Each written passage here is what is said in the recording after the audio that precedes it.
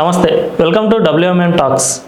ప్రస్తుతం తెలంగాణలో కులగణన అంశంపై తీవ్ర వివాదం కొనసాగుతోంది. ఇటీవలే రాష్ట్ర ప్రభుత్వం కులగణనపై లెక్కలు తీసింది. రాష్ట్రంలో ఎంతమంది బీసీలు ఉన్నారు, ఎంతమంది ముస్లిం బీసీలు ఉన్నారు, ఎస్సీ ఎస్టీలు ఎంతమంది ఉన్నారు అనే అంశంపై రాష్ట్ర ప్రభుత్వం ఇటీవల కులగణన చేసింది. దీనిపై తీవ్ర వివాదం కొనసాగుతుంది.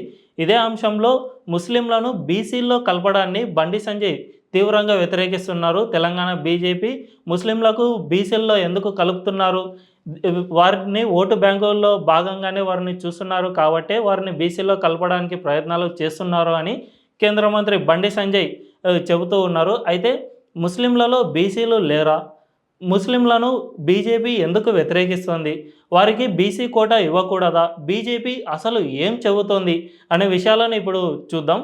నిజానికి ముస్లింలలో బీసీలు ఉన్నారు. ముస్లింలలో కూడా అగ్రవర్ణం, మధ్యతరగతి, పూర్తి ఎస్సీ ఎస్టీలు కూడా ఆ వర్గంలో కూడా ఉన్నారు. అయితే మనందరికీ ఇప్పటి వరకు హిందూ ధర్మంలో ఉన్న కులాల వ్యవస్థ గురించే తెలుసు, కానీ ముస్లింలలోని కులాల వ్యవస్థ గురించిన పెద్దగా చర్చ జరగలేదు. కాబట్టి వారిలో వెనుకబడిన వర్గం ఎస్సీ ఎస్టీలు ఎవరు అన్న విషయంపై ఎక్కువగా మనకు తెలియదు. కానీ ఆ వర్గంలో కూడా చాలామంది వెనుకబడిన వారు ఉన్నారు. మన తెలంగాణలో, ఏపీలోనూ చూసుకుంటే కొంతమంది ఇప్పుడు ఫకీర్లు, దోబీ ముస్లింలు, గరాడి ముస్లింలు, గోసంగి, గుడ్డి ఎలుగు వాళ్ళు, లబ్బి, షేక్, సిద్ది, ఈ విధంగా 14 క్యాస్ట్ వాళ్ళు తెలంగాణలో బీసీలుగా పరిగణిస్తున్నారు. అంటే మనం దోబీ ముస్లింలను ఎక్కువగా చూస్తూ ఉంటాము. ఎక్కువగా ఇది బట్టలు ఉతికే వాళ్ళు వీరిని దోబీ ముస్లింలు అని అంటారు. వీరితో పాటు చాలామంది చాలా చిన్న కులాలను ఆధారంగా బతుకు జీవనం సాగిస్తూ ఉన్నారు. నిజానికి బీసీ అన్నదానికి సరైన అర్థం కూడా ఇదే.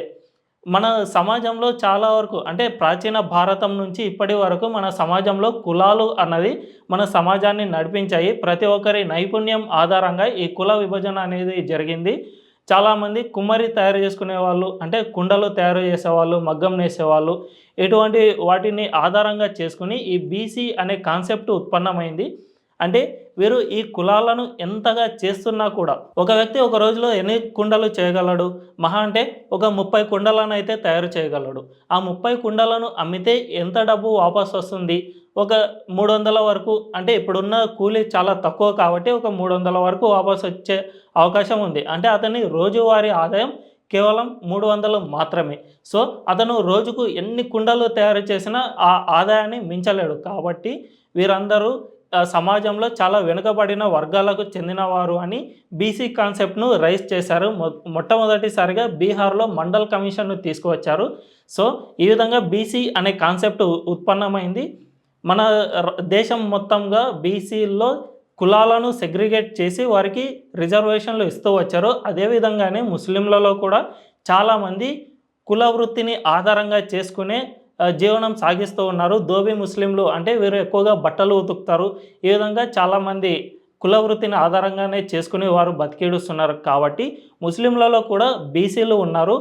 ఇదే విషయంపై కేంద్ర హోంమంత్రి అమిత్ షా కూడా 2022లో ఒక కీలక ప్రకటన చేశారు. అదేమిటంటే అప్పుడే కాశ్మీర్లో 2019లో ఆర్టికల్ 370 తొలగించిన తర్వాత మెల్లిమెల్లిగా అక్కడ ప్రశాంతమైన వాతావరణం కొనసాగుతూ వచ్చిన తర్వాత 2022లో మొదటిసారిగా కేంద్ర ప్రభుత్వం కాశ్మీర్లోని ఎస్సీ ఎస్టీలు ఎవరెవరు ఉన్నారు అనే దానిపై లిస్టు తీసింది.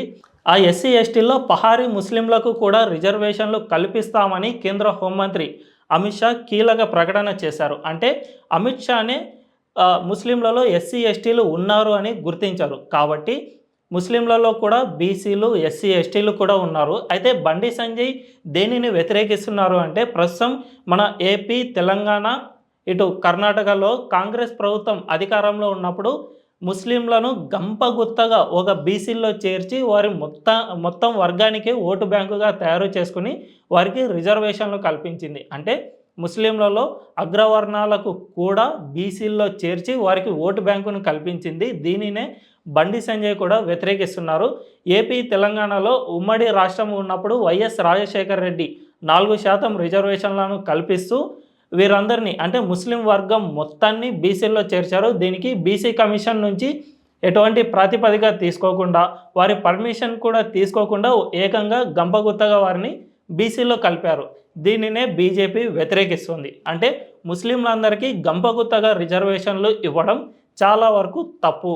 వారిలో అగ్రవర్ణాలు ఉన్నారు, వారిలో వెనుకబడిన వర్గాల వారు కూడా ఉన్నారు కాబట్టి ఈ వెనుకబడిన వర్గాలను బీసీ కమిషన్ ద్వారా సర్వే చేయించి ఏ ఏ వర్గాల వారు వెనుకబడ్డారు, ఎవరెవరు ఇంకా సమాజంలో అగ్రవర్ణాల స్థాయిలో ఉన్నారు అనే విషయంపై పూర్తి సమగ్ర నివేదిక వచ్చిన తర్వాతే వారికి రిజర్వేషన్లు కల్పించాలని బండి సంజయ్ చెబుతూ ఉన్నారు. ఇదే అంశాన్నే బీజేపీ లేవనెత్తుతోంది. అందుకే తెలంగాణ అసెంబ్లీ ఎన్నికల ముందు కూడా అమిత్ షా ముస్లింలకు ఇచ్చిన రిజర్వేషన్లు అన్నీ తొలగించి బీసీలకే ఇచ్చేస్తాము, ముస్లింలకు తాము రిజర్వేషన్లు ఇవ్వబోము అని అమిత్ షా ప్రకటించారు. ఇక్కడ ముస్లింలు అంటే ముస్లిం వర్గం మొత్తము అని కాదు, బీసీల్లో ముస్లిం వర్గాల వారు కూడా ఉన్నారు కాబట్టి ఆ బీసీలకు కూడా రిజర్వేషన్లు దక్కుతాయే కానీ ముస్లిం వర్గం మొత్తానికి తాము రిజర్వేషన్లు ఇవ్వబోము అని బీజేపీ చెబుతూ వస్తోంది.